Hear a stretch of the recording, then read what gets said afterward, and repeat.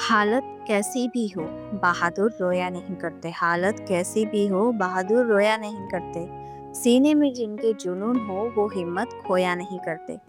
बिल्कुल ऐसे जैसे हमारी बहादुर आरोही ने पिछले एपिसोड में डट कर गुंडों का मुकाबला किया और उससे उसे अपनी शक्तियों का भी एहसास हुआ। तो बिना देर किए जानते हैं आरोही के पास और कौन कौन सी नई शक्तियां हैं। चलिए शुरू करते हैं नूरे कलम की लिखी ये कहानी का एपिसोड 7, सिटी केयर हॉस्पिटल। सुबह का सन्नाटा धीरे धीरे टूट रहा था। आरोही बिस्तर से उठी, लेकिन उसका शरीर भारी लग रहा था। उसे तेज भूख लगी थी। पिछली रात की घटनाएं उसके दिमाग में घूम रही थी। उसने मीनाक्षी की मदद की थी, लेकिन उस चक्कर में खाना खाना ही भूल गई थी और खाली पेट ही सो गई। आरोही ने अपने पेट को सहलाते हुए कहा, इतनी तेज भूख लगी है कि अब तो कुछ भी खा सकती हूँ। आरोही ने मोबाइल उठाया और कुछ ऑनलाइन ऑर्डर करने का सोचा। जल्दी से उसने सैंडविच ऑर्डर किया। स्क्रीन पर समय लिखा था 30 मिनट में डिलीवरी होगा। अभी तो वक्त है, तब तक नहा लेती हूँ, उसने खुद से कहा और बाथरूम में चली गई। करीब 20 मिनट बाद आरोही नहाकर बाहर निकली। उसने अलमारी खोली और एक साधारण सूट पहन लिया। हालांकि वह जींस और टॉप पहनने में सहज थी, लेकिन उसके सभी कपड़े गोवा में थे। उसने सूट के दुपट्टे को सही करते हुए हल्की मुस्कान के साथ कहा, गोवा? 2 साल हो गए, मैंने न गोवा के बारे में सोचा और न ही खुद के बारे में। तभी डोरबेल की आवाज आई। उसने दरवाजा खोला और डिलीवरी ली। पैकेज को खोलते हुए वह टेबल के पास जाकर बैठ गई। सैंडविच के पहले टुकड़े ने ही उसकी भूख शांत कर दी। हर बाइट के साथ उसे थोड़ी राहत महसूस हो रही थी। जैसे ही वह सैंडविच खा रही थी, उसके कानों में एक मक्खी की तेज भिनभिनाहट सुनाई दी। आवाज इतनी साफ और तेज थी कि उसे कुछ अजीब लगा। आरोही ने पहले इसे नजरअंदाज किया, लेकिन फिर उसने उड़ती हुई मक्खी को गौर से देखा। उसकी आंखें चौड़ी हो गई। मक्खी उसे धीमी गति से उड़ती दिखाई देने लगी।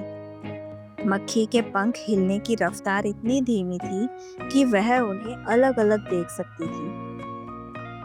आरोही ने हैरानी से अपने आप से कहा, ये कैसे हो सकता है? आरोही की सांसें तेज हो गई। उसने मक्खी की हरकतों पर ध्यान केंद्रित किया। ऐसा लग रहा था जैसे समय उसके लिए धीमा हो गया हो। वह अपनी जगह पर जमी रही, मक्खी के पंखों की गति और उसके हर मूवमेंट को ध्यान से देखती रही। क्या मेरे साथ फिर से कुछ हो रहा है? ये सब, क्या ये मेरी नई शक्तियों का हिस्सा है? ये कहते हुए उसका दिल धड़कने लगा। मक्खी की आवाज और धीमी होती गई और अचानक मक्खी उड़ते उड़ते दीवार पर बैठ गई।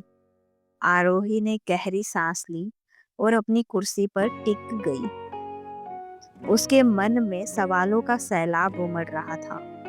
उसके अंदर क्या बदलाव हो रहे थे? क्या ये किसी बड़ी घटना का संकेत था?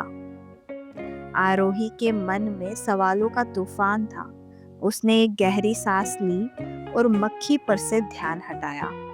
जैसे ही उसने ऐसा किया, मक्खी फिर से सामान्य गति से उड़ने लगी। आरोही को यह बेहद अजीब लगा। उसके अंदर चल रही इन घटनाओं का कोई सिरा नहीं था। उसने तय किया कि अब इस स्थिति को और अनदेखा नहीं कर सकती।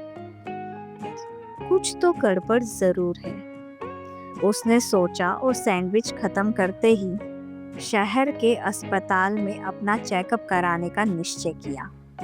आरोही ने अपने बाल बांधे, पर्स उठाया और लॉज से बाहर निकल गई।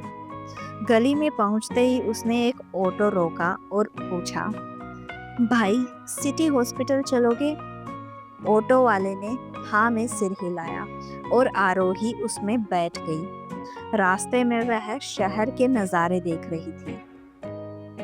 शिमला की ठंडी हवा उसके चेहरे को छू रही थी, लेकिन उसके मन में सवालों की गर्मी बढ़ती जा रही थी। कुछ ही देर में वह एक बड़ी सी इमारत के सामने खड़ी थी। इमारत के ऊपर लाल क्रॉस का बड़ा निशान था और बड़े बड़े अक्षरों में लिखा था, सिटी केयर हॉस्पिटल। आरोही ने अस्पताल की ओर कदम बढ़ाए। अंदर जाते ही उसे वहां एक हलचल महसूस हुई।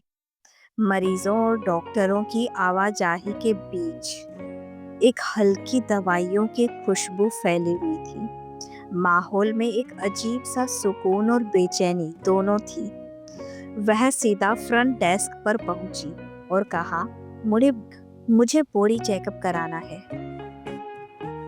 रिसेप्शनिस्ट ने उसकी तरफ देखा और मुस्कुराते हुए फॉर्म बढ़ाकर कहा, यह फॉर्म भर दीजिए मैम, आपके चेकअप की प्रक्रिया तुरंत शुरू हो जाएगी।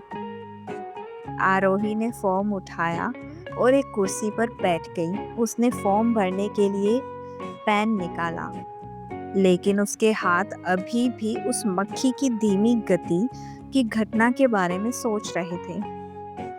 क्या यह सब सच में मेरे साथ हो रहा है या बस मेरा वहम है? आरोही ने खुद से बुदबुदाया।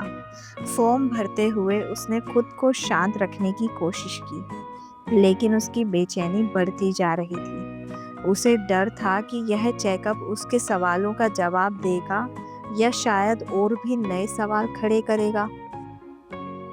आरोही खुद एक डॉक्टर थी, लेकिन अपने शरीर में हो रहे अजीब बदलावों का कारण समझने में असमर्थ थी। गोवा की मशहूर डॉक्टर होने के बावजूद उसने महसूस किया कि उसके शरीर की पूरी जांच के लिए उन्नत तकनीकों की जरूरत होगी। इसलिए उसने शिमला के सबसे अच्छे अस्पताल जाने का फैसला किया।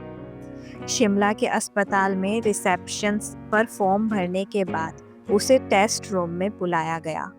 वहां एक महिला डॉक्टर ने उसकी कई परीक्षण किए, ब्लड सैंपल लिया, आंखों की जांच की और अन्य कई तरह के मेडिकल जांच की। जांच पूरी होने के बाद आरोही को बाहर वेटिंग एरिया में इंतजार करने के लिए कहा गया। करीब 2 घंटे बीत गए। आरोही वहीं बैठी थी। उसके दिमाग में हजारों सवाल चल रहे थे। उसके साथ जो अजीब घटनाएं हो रही थी, जैसे तेज नजर, असामान्य सुनने की शक्ति और शरीर में महसूस होने वाली अलग ऊर्जा, इन सब का क्या कारण हो सकता है? यही सब सवाल आरोही के मन में चल रहे थे। तभी अस्पताल का एक स्टाफ, जिसने यूनिफॉर्म पहनी हुई थी, उसका नाम पुकारते हुए उसके पास आया और उसकी रिपोर्ट के कागज उसे पकड़ा दिए। आरोही ने अपनी रिपोर्ट ध्यान से पढ़ी, हर एक विवरण को समझने की कोशिश की, लेकिन जैसे जैसे उसने रिपोर्ट पढ़ी, उसके चेहरे पर हैरानी साफ दिख रही थी। रिपोर्ट बिल्कुल सामान्य थी, ना खून में कोई गड़बड़, ना किसी अंग में कोई समस्या। रिपोर्ट पढ़कर आरोही के मन में सवाल उठने लगे। अगर सब कुछ सामान्य है तो ये सब मेरे साथ क्यों हो रहा है? कहीं ये कोई अनजानी बीमारी तो नहीं? आरोही ने खुद से कहा। उसके दिल में बेचैनी बढ़ने लगी। रिपोर्ट के सामान्य होने के बावजूद जो बदलाव वह महसूस कर रही थी, उसके जवाब अब भी अनसुलझे थे। आरोही की रिपोर्ट सामान्य होने के बावजूद उसके साथ हो रही अजीब घटनाओं का रहस्य गहराता जा रहा था। क्या यह कोई अनजानी शक्ति का असर है या फिर कोई खतरनाक साजिश जिसका उसे अभी तक अंदाजा नहीं? क्या आरोही के साथ हो रहा ये सब किसी वैज्ञानिक प्रयोग का नतीजा है या इसके पीछे कुछ और बड़ा रहस्य छिपा है?